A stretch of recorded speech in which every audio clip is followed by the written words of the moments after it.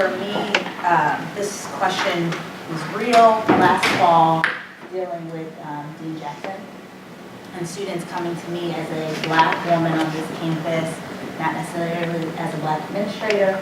They didn't realize that I got paid to be here, and there are certain things, there were boundaries that I had to create with them.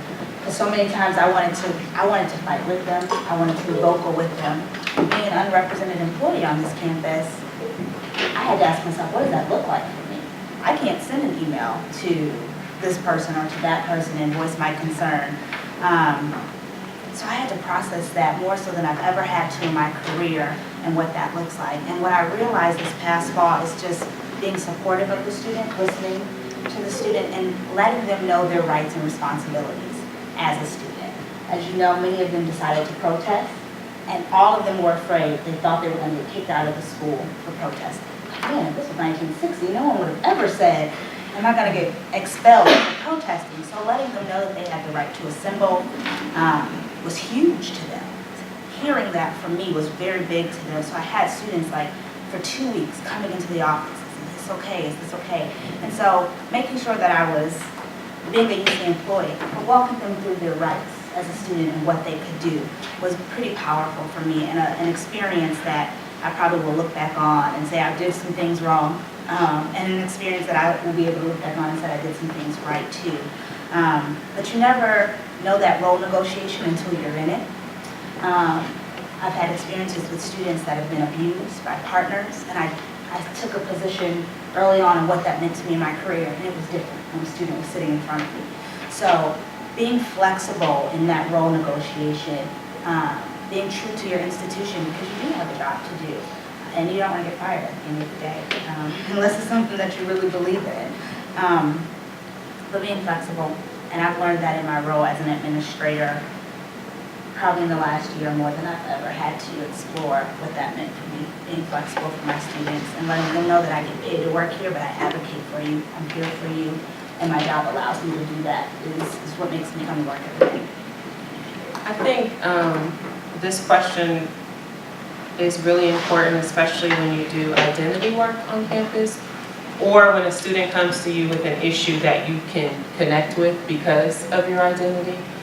So I think, especially in student affairs, for a lot of our offices, we often find ourselves trying to balance our role as an employee and as a person who can relate to the problem that the student is going through. And so it's personal, and you're passionate about it because it's your student, but you're also passionate about it because it impacts part of your identity.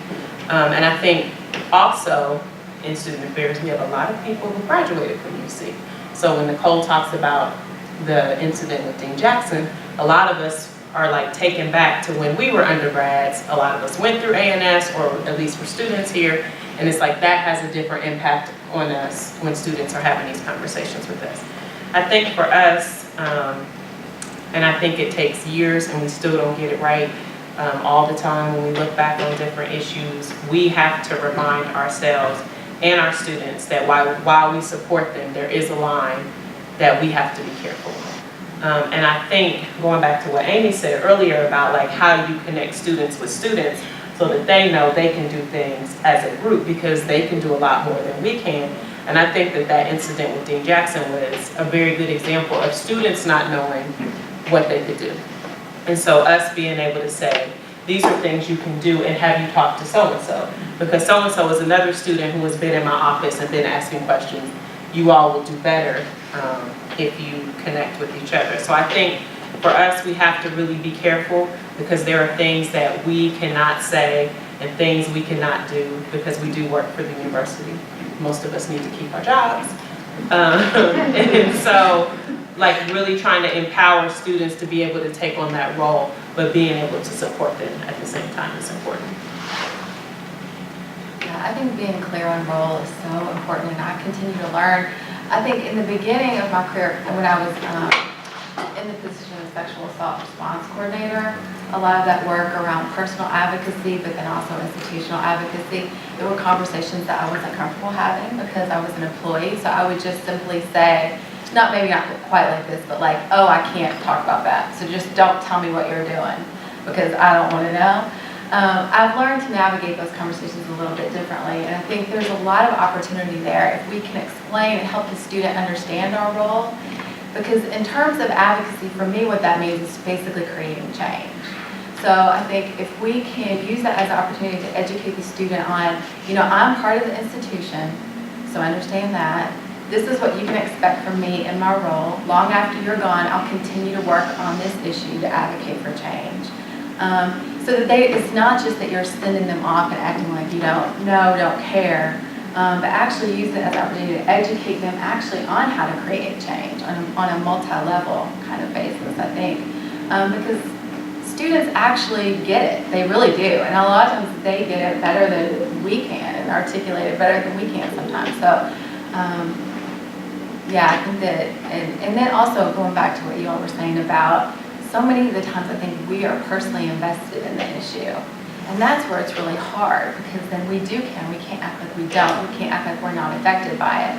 I also think that there's a real importance in just naming that and saying to the student, I'm really struggling with this too, being really aware of how you feel about a particular issue, because really when it comes down to it, to me, effectively advocating for change is it can't just be about you.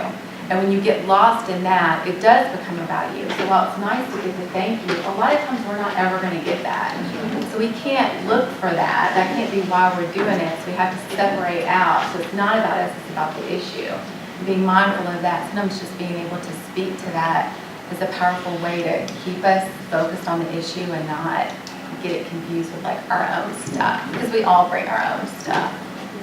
This is a real dangerous curve for me in terms of saying that you're advocate, because in my opinion, who makes us advocates for the most part in our environment are our students.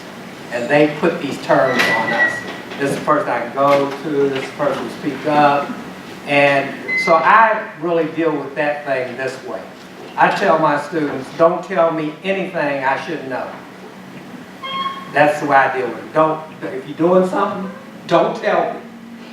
Because if Deborah asked me, well, do you know so-and-so about so-and-so?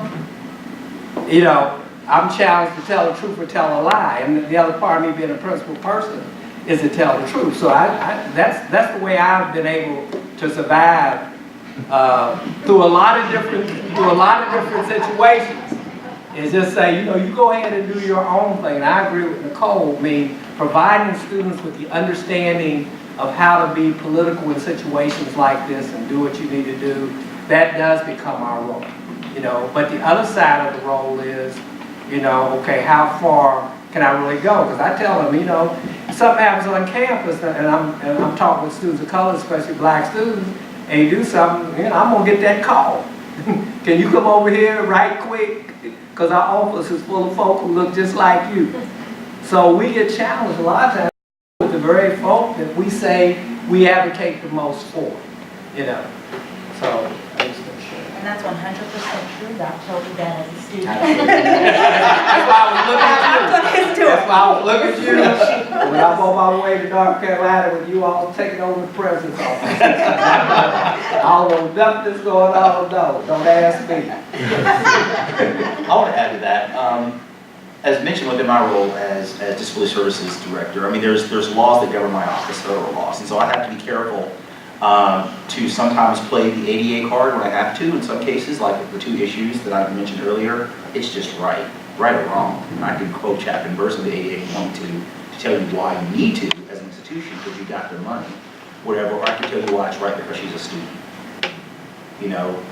Which one do you want to hear? So I have to walk the line of that, and sometimes I really don't care because it's just the right thing to do as an administrator, but I also have to know who to talk to when those hard conversations have to take place. I'm very fortunate, very blessed in the fact that, my boss, Deborah Merchant, whatever, had the Disability Services hat on, but she also has a law degree to back it up, and she has, when she practiced law, she did law that required school districts to provide accommodation for students when they were saying no, systemically saying no, and she said, well, you can't say no. And they said, well, why can't we say no? And she said, well, there's this little thing called the ADA, this is why you can't say no, and it's as simple as that. You know, because why? Because you took $1 from the feds to build that building over there. That's why you can't say no. And so luckily, that's my hammer, if I have to say that, whatever. But, you know, again, the institution is learning how we need to be more proactive when it comes to looking at ways to make our campus accessible. And we're doing great things. We truly are. I don't want to say that we're being reactive all the time.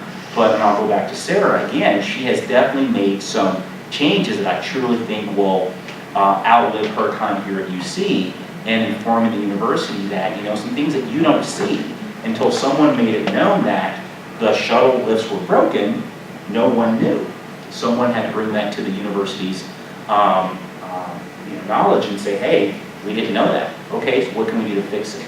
You know, we're doing some things now with Main Street, this initiative called the Pave Your Way Initiative, because we're hearing from a large number of our wheelchair users that because of the cobblestone areas, it really just destroys your chair. And if you're spending $15,000, $16,000, $20,000 per chair, getting them replaced costs a lot of money. So we're trying to do some things with, you know, facilities and whatnot to have a designated path, whatever that wheelchair users can use, but also the student who is pushing the stroller or the UPS person or whatever. So it's a universal design aspect that it offers access for multiple persons. Definitely, yes, for our students who are wheelchair users, but there's a reason why we have this. But also, too, for the benefactor who's coming to campus in their scooter. You know, it looks good, bad, or otherwise. Is that right? It's not for me to say, but I know that it's there, our students will use it. And so as administrator, recognizing my role to share with administrations, yes, we need to do these things, let me tell you why. And again, they listen. They listen because of the systemic change that has now existed. Definitely Deborah, you know, was the school service director, definitely now, you know, she can fight those battles on the higher ground, on the higher levels, when the university is thinking, I'm not sure. She can say, well, let me tell you why. You know, and once she explains those things, it makes it easy. So.